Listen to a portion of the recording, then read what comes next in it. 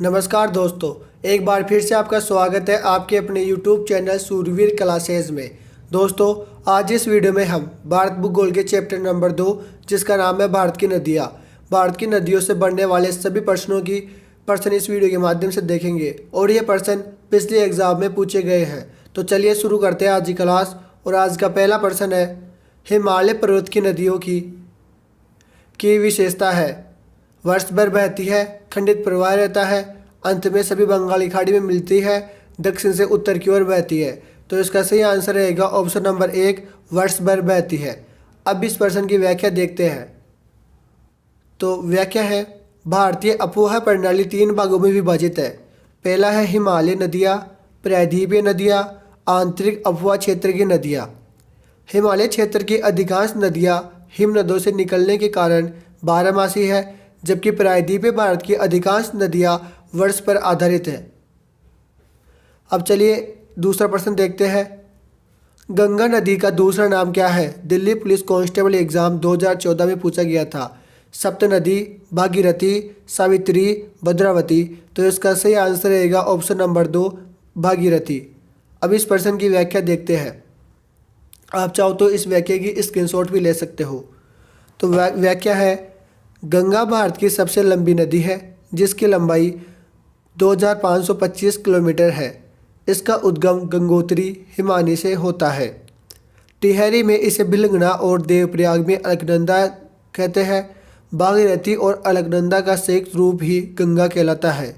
गंगा हरिद्वार में मैदानी प्रवेश करती है और सीमा पर स्थित की पहाड़ी के उत्तर की ओर प्रवाहित होती हुई के फरक्का नामक स्थान पर यह बांग्लादेश में प्रवेश करती है। यह इसमें पद्मा के नाम से जाना जाता है। नदी भारत से बांग्लादेश में पड़े नवाबगंज नामक स्थान करती है। देश में यह ब्रह्मपुत्र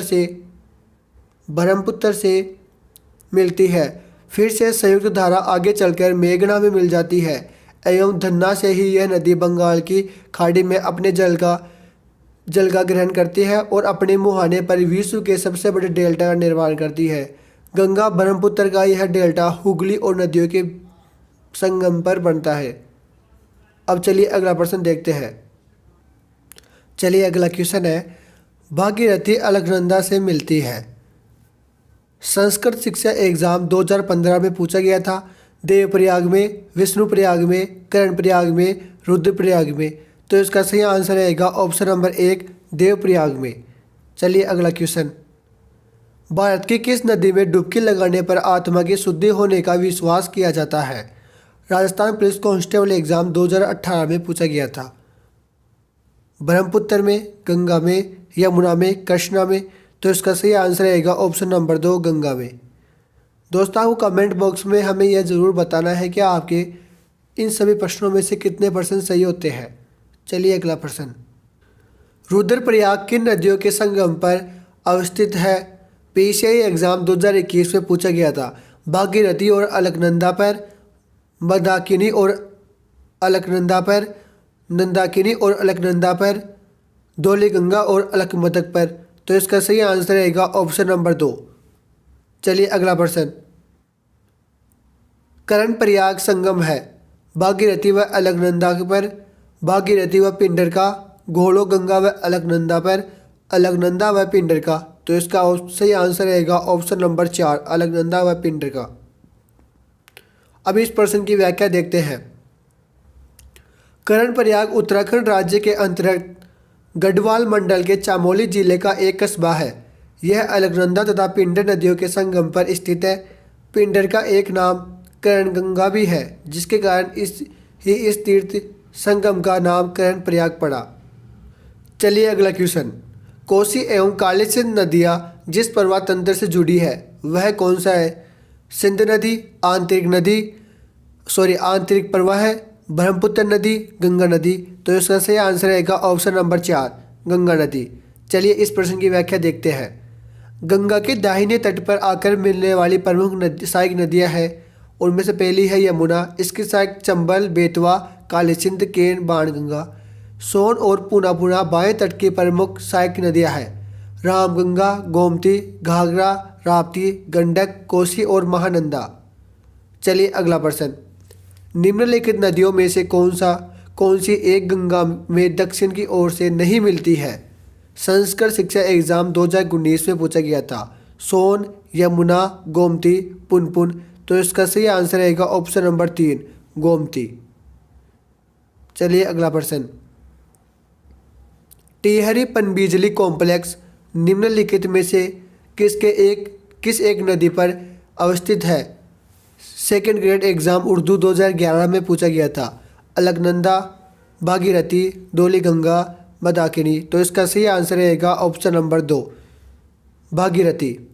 अब इस प्रश्न की व्याख्या है, टिहरी पनबिजली कॉम्प्लेक्स भागीरथी पर उत्तराखंड में निर्मित किया गया है। चलिए अगला प्रश्न। निम्न में से किस नदी को दक्षिणी की गंगा के नाम से जाना जाता है? आरपीएससी सेकेंड ग्रेड एग्जाम 2017 में व राजस्थान पुलिस कांस्टेबल एग्जाम 2020 में पूछा गया था। कृष्णा, गोदावरी, महानदी, परियार। तो इसका सही आंसर रहेगा ऑप्शन नंबर 2, गोदावरी। अब इस प्रश्न की व्याख्या है, 1465 किलोमीटर लंबी दक्षिण की गंगा गोदावरी नदी भारत की दूसरी गंगा के बाद जबकि प्रायद्वीपीय भारत की सबसे लंबी नदी है। यह त्र्यंबकेश्वर महाराष्ट्र के निकट से उद्गमित होकर आंध्र प्रदेश में प्रवाहित होती हुई बंगाल की खाड़ी में मिल जाती है। अब अगला प्रश्न है, त्र्यंबकेश्वर श्रेणी भारत की किस नदी का स्रोत है? महानदी, गोदावरी, चंबल, नर्मदा। तो इसका सही आंसर रहेगा ऑप्शन नंबर 2, गोदावरी। अगला प्रश्न है, सबसे बृहत अपवाह क्षेत्र वाली प्रायद्वीपीय नदी है? सेकेंड ग्रेड एग्जाम 2017 में पूछा गया था। महानदी, गोदावरी, कावेरी, कृष्णा। तो इसका सही आंसर रहेगा ऑप्शन नंबर 2, गोदावरी। चलिए अगला प्रश्न है, पेनगंगा एवं वेनगंगा किस नदी की सहायक नदियाँ हैं? जेल प्रहरी परीक्षा 2018 में महानदी, कृष्णा, नर्मदा, गोदावरी। तो इसका सही आंसर रहेगा ऑप्शन नंबर 4। अब इस प्रश्न की थोड़ी सी व्याख्या है, मंजरी, वेनगंगा व पेनगंगा गोदावरी की मुख्य सहायक नदियाँ हैं। इससे अगला प्रश्न है, दक्षिण भारत की सबसे बड़ी नदी कौन सी है? सेकेंड ग्रेड एग्जाम 2011 व यूपीटीटी जून 2013 में पूछा गया था। गंडक, गोदावरी, कावेरी, कृष्णा। तो सही आंसर रहेगा ऑप्शन नंबर 2, गोदावरी। और अब इस प्रश्न की थोड़ी सी व्याख्या है, आप चाहो तो इन व्याख्याओं की स्क्रीनशॉट भी ले सकते हो। दक्षिण भारत में नदियों की लंबाई इस प्रकार है, सबसे ज़्यादा है गोदावरी की जो कि 1465 किलोमीटर है, फिर है नर्मदा नदी जिसकी 1312 किलोमीटर है, फिर है महानदी जिसकी 858 किलोमीटर है और लास्ट में है ताप्ती नदी जिसकी है 724 किलोमीटर। इससे अगला प्रश्न है, निम्नलिखित में से किन नदियों के डेल्टाई भागों में मैंग्रोव वन पाए जाते हैं? वीडियो एग्जाम 2021 में पूछा गया था। गंगा, गोदावरी, कृष्णा। तो इसमें केवल एक सही रहेगा या 1, 2 तथा 3 तीनों सही रहेंगे, 1 और 3 सही रहेगा या 1 या और 2 सही रहेगा? तो इसका सही आंसर रहेगा ऑप्शन नंबर 2, ये तीनों ही सही रहेंगे। इससे अगला प्रश्न है, गंगा की सहायक नदी नहीं है? गोमती, मानस, घाघरा, सोन। तो इसका सही आंसर रहेगा ऑप्शन नंबर 2, मानस। अब एक बार इसकी व्याख्या देखते हैं। मानस नदी गंगा की न होकर ब्रह्मपुत्र नदी की सहायक नदी है। ठीक है, ब्रह्मपुत्र की अन्य प्रमुख सहायक नदियाँ जयमौली, तीस्ता, सुनसरी, धनसिरी, बुजेक, दिलांग और कपिल है। ब्रह्मपुत्र को तिब्बत में सांगबो या सापो के नाम से, अरुणाचल प्रदेश में दिहांग, असम में ब्रह्मपुत्र और बांग्लादेश में जमुना नाम से जाना जाता है। ब्रह्मपुत्र नदी चीन के तिब्बत मानस नदी ब्रह्मपुत्र नदी की सहायक नदी है। ब्रह्मपुत्र की अन्य प्रमुख सहायक नदियाँ, सॉरी ये वापस से रिपीट हो गया है। चलिए अगला प्रश्न देखते हैं, कामेंग किस नदी की सहायक नदी है? हेड मास्टर एग्जाम 2021 में पूछा गया था। तो इसका सही आंसर रहेगा ऑप्शन नंबर 4, ब्रह्मपुत्र।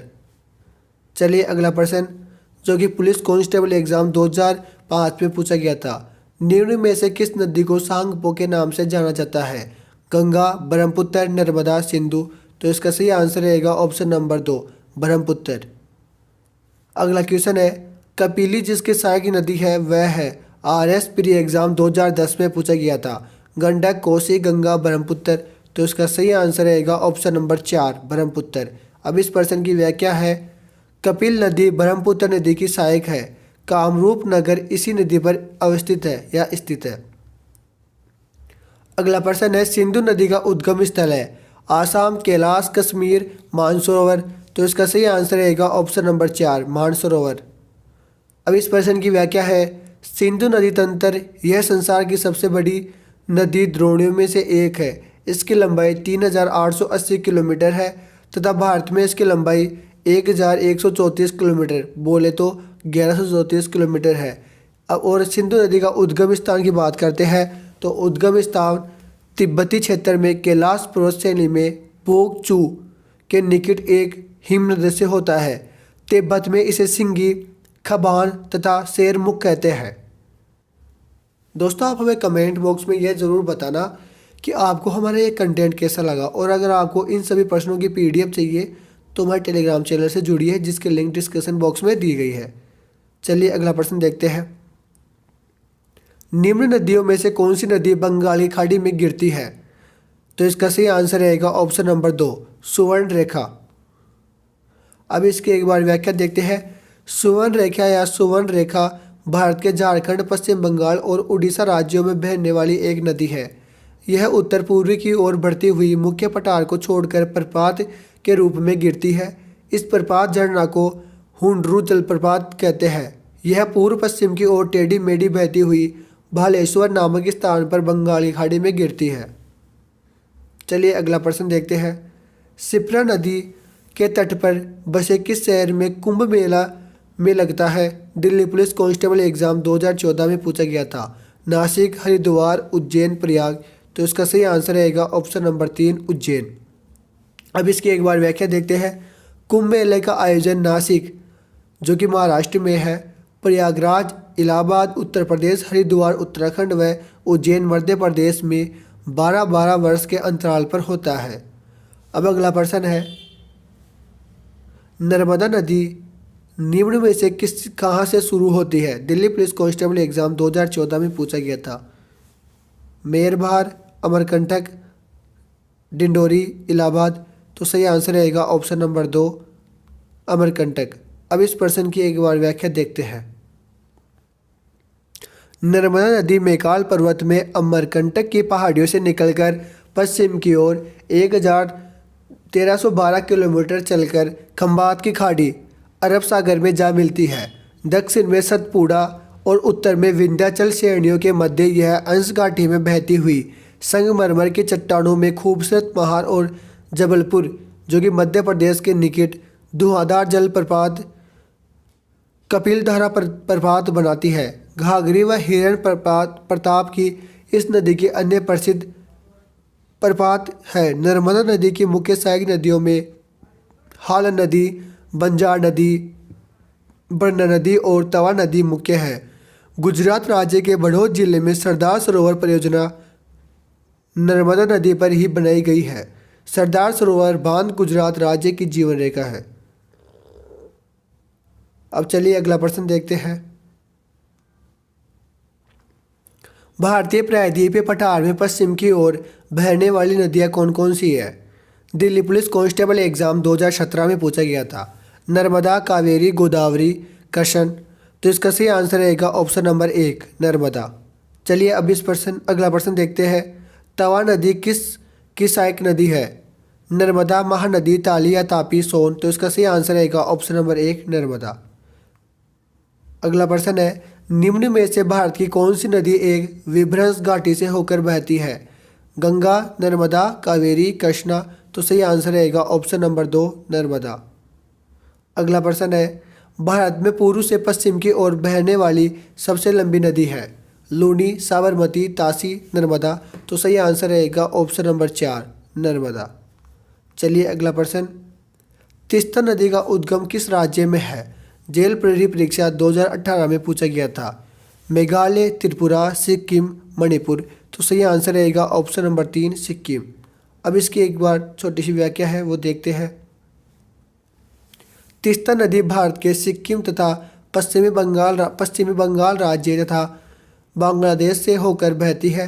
यह सिक्किम और पश्चिमी बंगाल के जलपाईगुड़ी भाग की मुख्य नदी है।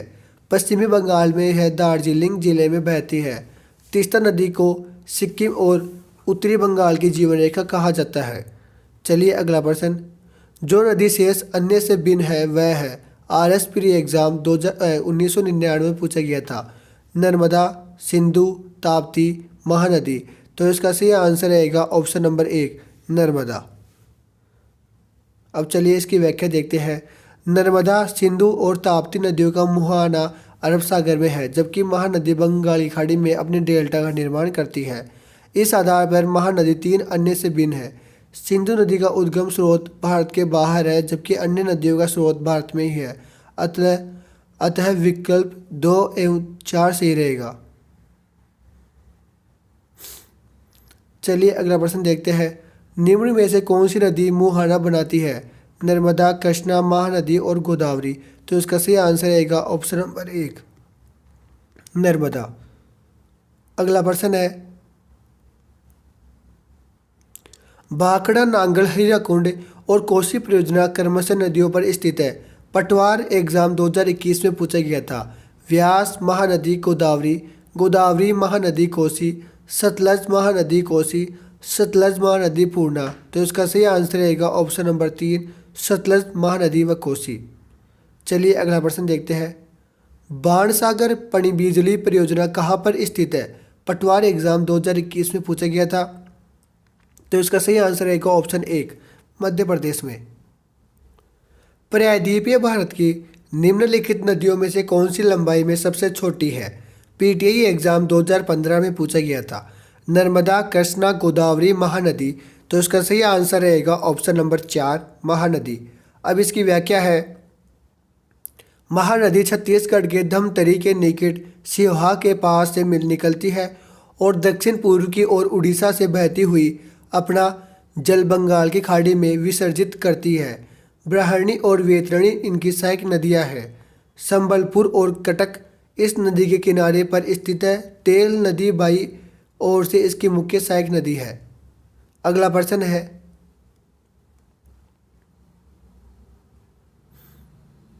महानदी पर निर्मित बांध का नाम क्या है?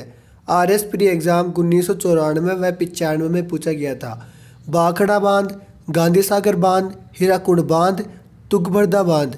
तो इसका सही आंसर रहेगा ऑप्शन नंबर 3 हीराकुंड बांध। चलिए अगला प्रश्न, उससे पहले इसकी व्याख्या है। हीराकुंड बांध उड़ीसा राज्य में महानदी पर बनाई गई महत्वाकांक्षी परियोजना है। इस बांध की कुल लंबाई 25.8 किलोमीटर है। चलिए अगला प्रश्न है, निम्नलिखित में से किस नदी को बंगाल का शोक कहा जाता है? राजस्थान पुलिस कांस्टेबल एग्जाम 2020 में पूछा गया था।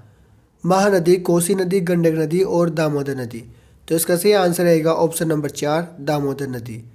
इसकी व्याख्या है। नदियों के उपनाम है बंगाल का शोक दामोदर नदी, उड़ीसा का शोक महानदी को कहा जाता है, बिहार का शोक कोसी नदी को कहा जाता है। अगला प्रश्न है, काबिनी, भवानी और अमरावती किस नदी की सहायक नदियां हैं? जेल परीक्षा 2018 में पूछा गया था। तो सही आंसर रहेगा ऑप्शन नंबर 3 कावेरी। कुमाऊं हिमालय नदियों के मध्य विस्तृत है। हेडमास्टर एग्जाम 2015 में। सिंधु व सतलज, काली व तीस्ता, सतलज व काली, सतलज व तीस्ता। सही आंसर रहेगा ऑप्शन नंबर 3 सतलज व काली। इसकी व्याख्या है। कुमाऊं हिमालय पर्वत श्रेणी पर्वत श्रृंखला के बार क्षैतिज विभाजन में से एक है। सतलुज नदी के काली नदी के बीच फैली लगभग 320 किलोमीटर लंबी हिमालय श्रृंखला को कुमाऊं हिमालय कहा जाता है। गंगा, यमुना तथा रामगंगा नदियों का उद्गम कुमाऊं हिमालय से ही होता है। चलिए अगला प्रश्न है, भारत के मैदानी क्षेत्रों में किस नदी के नारायणी के नाम से जाना जाता है? तो सही आंसर रहेगा ऑप्शन नंबर 2 गंडक। अब इसकी व्याख्या है। गंडक नदी नेपाल और बिहार में बहने वाली एक नदी है, जिसे बड़ी गंडक या केवल गंडक भी कहा जाता है। इस नदी को नेपाल में शालिग्राम या शालिग्राम और मैदान में नारायण और सप्तगंडकी कहते हैं। इससे अगला प्रश्न है, निम्न में से किस नदी घाटी बाढ़ आपदा की कुख्यात नहीं है? इसका सही आंसर रहेगा ऑप्शन नंबर 1, 3 व 4, पेनगंगा, कोसी और कावेरी। अब इसकी व्याख्या है, कोसी एक पूर्ववर्ती नदी है। इसकी मुख्य धारा अरुणा एवरेस्ट पर्वत के उत्तर में तिब्बत से निकलती है। तब अरुणा को सप्तकोशी कहा जाता है। पर्यायी मार्ग बदलने की प्रवृत्ति के कारण इसे बिहार का शोक कहा जाता है। नदी संरक्षण के अनेक उपायों के बावजूद इसमें हर वर्ष कर बाद बाढ़ आती है। यह बिहार में भागलपुर जिले में कारगोल स्थान पर गंगा में मिल जाती है। चलिए अगला प्रश्न, नदी व सहायक नदी में कौन सा सही सुमेलित है? महानदी हसदो इसका सही आंसर रहेगा। अब इसकी व्याख्या देखते हैं। महानदी छत्तीसगढ़ में सिया से निकलकर ओडिशा के निकट बंगाल की खाड़ी में गिरती है। महानदी में शिवनाम, हसदो मंड और डूब उत्तर की ओर से तथा जो व तेल नदी दक्षिण की ओर से आकर मिलती है। महानदी सहायक नदियों में ब्राह्मणी वैतरणी प्रमुख है। चलिए अगला प्रश्न, कावेरी जल विवाद का संबंध किन राज्यों से है? एसएससी कांस्टेबल में पूछा गया था, पीसीआई 2002 में पूछा गया था। तो सही आंसर रहेगा ऑप्शन नंबर 2, कर्नाटक व तमिलनाडु। अब एक बार इसकी व्याख्या देखते हैं और व्याख्या बड़ी अच्छी है। भारत में अंतर्राज्यीय नदियां जल विवाद है। जल विवाद सम्मिलित राज्य कावेरी नदी जल विवाद तमिलनाडु, कर्नाटक, केरल में। कृष्णा नदी जल विवाद, तुंगभद्रा नदी जल विवाद, गोदावरी नदी जल विवाद महाराष्ट्र, कर्नाटक, आंध्र प्रदेश और कर्नाटक में। आंध्र प्रदेश, मध्य प्रदेश, उड़ीसा, छत्तीसगढ़ एवं कर्नाटक। नर्मदा नदी जल विवाद गुजरात, महाराष्ट्र और मध्य प्रदेश एवं राजस्थान में है। यमुना नदी जल विवाद दिल्ली, हिमाचल प्रदेश, राजस्थान, हरियाणा, उत्तर प्रदेश व मध्य प्रदेश में है। करमनासा नदी जल विवाद उत्तर प्रदेश एवं बिहार। बराक नदी जल विवाद असम एवं मणिपुर में है।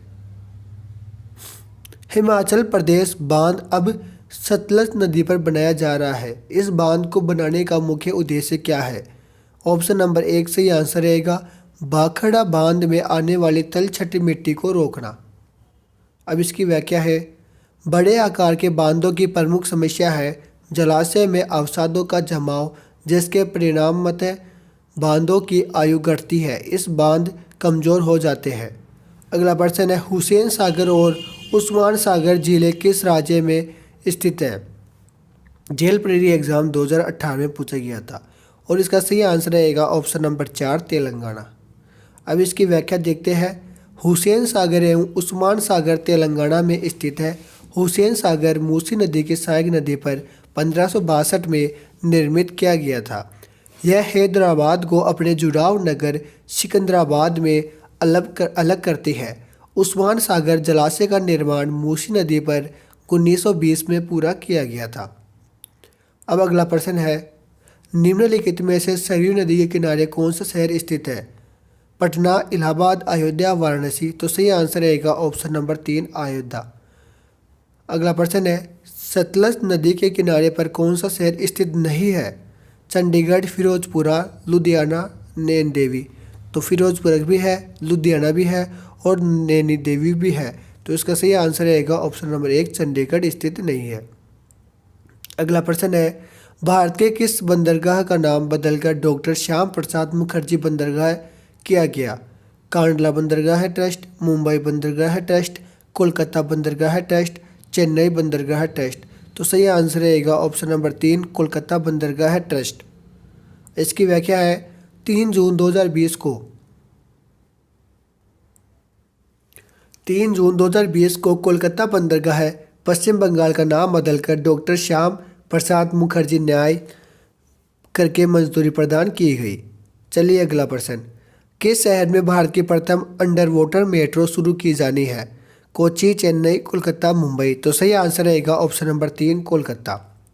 व्याख्या है, भारत की पहली अंडर वाटर मेट्रो का संचालन कोलकाता मेट्रो रेल कॉरपोरेशन करेगी। हुगली नदी के भीतर 520 मीटर लंबी इस टनल के से मार्च 2022 तक अंडर वाटर मेट्रो दौड़ने लगेगी। अगला प्रश्न है, भाखड़ा बांध किस नदी पर बनाया गया? दिल्ली पुलिस कांस्टेबल एग्जाम 2010 में पूछा गया था। सतलज नदी, रावी या सिंधु? तो सही आंसर रहेगा ऑप्शन नंबर 1 सतलज। अब इसकी व्याख्या है, सतलज नदी तिब्बत में 4555 मीटर की ऊंचाई पर मानसरोवर के निकट राक्षस ताल झील से निकलती है, जहां इसे लोकचेन खबाब के नाम से भी जाना जाता है। सतलज नदी पर भाखड़ा नांगल बांध बनाया गया है। चलिए अगला प्रश्न, भाखड़ा नांगल परियोजना में नांगल बांध कौन सी नदी पर बनाया गया? भागीरथी नदी, चिनाब नदी, पार्वती, सब? तो सही आंसर रहेगा सब नदी। अगला प्रश्न है, इनमें से कौन सी हिमालय नदी प्रणाली का हिस्सा नहीं है? स्टेनोग्राफर एग्जाम 2011 में पूछा गया था। सिंधु, गंगा, ब्रह्मपुत्र, गोदावरी? तो सही आंसर रहेगा ऑप्शन नंबर 4 गोदावरी। चलिए अगला प्रश्न, निम्न में से कौन सा राज्य नर्मदा बेसिन का हिस्सा नहीं है? मध्य प्रदेश, राजस्थान, महाराष्ट्र, गुजरात? तो सही आंसर रहेगा ऑप्शन नंबर 2 राजस्थान। चिल्का झील स्थित है? Delhi police constable exam, first grade exam, RS pre exam, इन तीनों में पूछा गया था। कोंकण तट पर, उड़ीसा में उत्तरी तट पर, कर्नाटक तट पर, मालबार तट पर? तो सही आंसर रहेगा ऑप्शन नंबर 2 उड़ीसा में उत्तरी तट पर। अब एक बार इसकी व्याख्या है वो देखते हैं। चिल्का झील भारत के उड़ीसा राज्य में महानदी के मुहाने पर स्थित खारे पानी की लेकून झील है। उड़ीसा तट के भौगोलिक दृष्टि से उत्तर सरकार तट भी कहा जाता है। कर्नाटक तट पर भारत के कर्नाटक राज्य के समुद्र तटीय क्षेत्र में, कोंकण तट महाराष्ट्र के पश्चिमी समुद्र तट पर,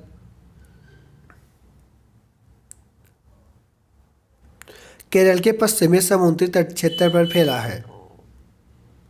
चलिए अगला प्रश्न है, निम्नलिखित में से कौन सी झील अपने स्थान की दृष्टि से असंगत है? दिल्ली पुलिस कांस्टेबल एग्जाम 2012 में पूछा गया था। चिल्का बंगाल, वुलर जम्मू कश्मीर, सांबर राजस्थान, लोनार महाराष्ट्र? तो सही आंसर रहेगा ऑप्शन नंबर 1 चिल्का बंगाल। चलिए अगला प्रश्न, निम्नलिखित झीलों में से कौन सी झील क्रेटर झील का उदाहरण है? सही आंसर रहेगा ऑप्शन नंबर 2 लोनार झील। व्याख्या है, लोनार झील यह एक क्रेटर झील और है जो कि महाराष्ट्र में स्थित है। भारत के किस राज्य में लोकटक झील स्थित है? मणिपुर, त्रिपुरा, असम, पश्चिम बंगाल? तो सही आंसर रहेगा ऑप्शन नंबर 1 मणिपुर। और इसकी व्याख्या है, मणिपुर स्थित लोकटक झील अपनी सतह पर तैरते हुए वनस्पति और मिट्टी से बने द्वीपों के लिए प्रसिद्ध है, जिन्हें कुंदी कहा जाता है। चलिए अगला प्रश्न, मुल्ला पेरियार बांध राज्य में स्थित है। स्टेनोग्राफर एग्जाम 2013 में पूछा गया था। गोवा, केरल, तमिलनाडु, आंध्र प्रदेश? तो सही आंसर रहेगा ऑप्शन नंबर 2 केरल। अब इसकी व्याख्या है, मुल्लीपेरियार बांध या मुल्लीपेरियार बांध भारतीय राज्य केरल स्थित एक राजगिरी गुरुत्वीय बांध है। यह समुद्र तल से 881 मीटर की ऊंचाई पर पश्चिमी घाट की इलायची पहाड़ियों के मध्य देखाकदी इदुक्की झील में स्थित है। चलिए अगला प्रश्न, बहुउद्देशीय नदी तट नदी घाटी परियोजनाओं को आधुनिक भारत के मंदिर किसने कहा था? आरएस 1994 में पूछा गया था और इसका सही आंसर रहेगा जवाहरलाल नेहरू ने। अब इसकी व्याख्या है, पंडित जवाहरलाल नेहरू ने बहुउद्देशीय नदी घाटी परियोजना को आधुनिक भारत के मंदिर कहा था। चलिए अगला प्रश्न, सतुसमुद्रम परियोजना में नौ परिवहन नहर की लंबाई कितनी है? आरएस प्री एग्जाम 2007 में पूछा गया था। इसका सही आंसर रहेगा ऑप्शन नंबर 2 167 किलोमीटर। और इसकी व्याख्या है, 2005 में भारत सरकार ने सेतु समुद्र परियोजना का ऐलान किया गया। भारत सरकार सेतु समुद्र परियोजना के अंतर्गत तमिलनाडु के रामेश्वर के तटवर्ती क्षेत्रों में तमिलनाडु को श्रीलंका से जोड़ने की योजना पर काम करती है। चलिए अगला प्रश्न, पीक बांध किस नदी पर निर्मित है? आरएस प्री एग्जाम 2007 और पीएसआई एग्जाम 2098 में पूछा गया था। इसका सही आंसर रहेगा ऑप्शन नंबर 2 व्यास। व्याख्या है, हिमाचल प्रदेश के कांगड़ जिले के शिवालिक पहाड़ियों में आई भूमि पर व्यास नदी पर बांध बनाकर एक जलाशय का निर्माण किया गया है, जिसे महाराणा प्रताप सागर नाम दिया गया। इस जलाशय का पांग बांध के नाम से भी जाना जाता है। यह बांध 1975 में बनाया गया था। चलिए अगला प्रश्न, दक्षिण में सिंचाई का मुख्य है। सही आंसर है ऑप्शन नंबर 1 तालाब। सरदार सरोवर परियोजना से राज्य में किसको लाभ मिलता है? दिल्ली पुलिस कांस्टेबल एग्जाम 2012 में पूछा गया था और सही आंसर रहेगा ऑप्शन नंबर 3 मध्य प्रदेश, महाराष्ट्र व राजस्थान। इसकी व्याख्या है, प्रधानमंत्री नरेंद्र मोदी ने 67वें जन्मदिन पर 17 सितंबर 2017 को दुनिया के दूसरे सबसे बड़े कंक्रीट के इस्तेमाल के लिहाज से सरदार सरोवर बांध का उद्घाटन किया। यह नर्मदा नदी पर बना है। यह अमेरिका की ग्रांट कोली के बाद दूसरा सबसे बड़ा बांध है। सरदार वल्लभ भाई पटेल ने 1945 में बांध निर्माण की पहल की। 15 अप्रैल 1961 को जवाहरलाल नेहरू ने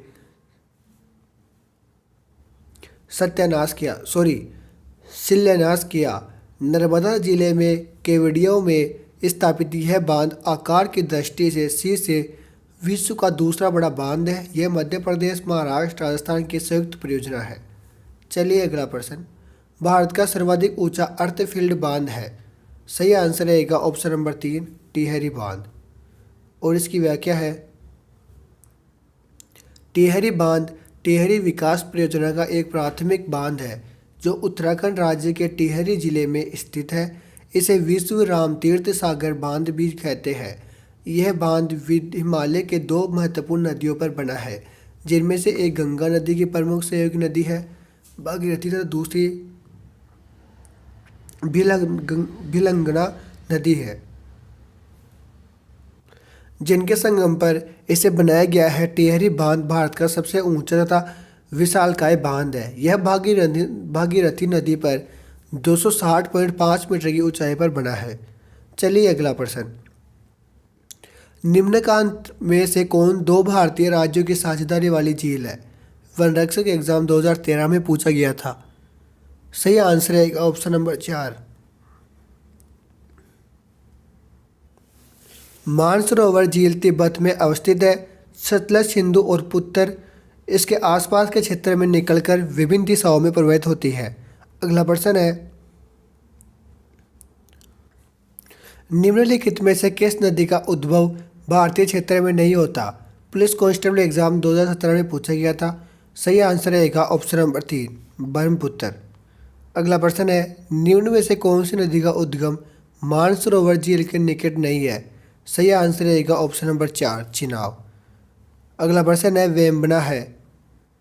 सही आंसर रहेगा ऑप्शन नंबर 2 लेगून झील। अब एक बार इसकी व्याख्या देखते हैं, थोड़ी क्लास लेट हो गई है। वेबना झोल केरल के सबसे बड़ी लेगून झील है।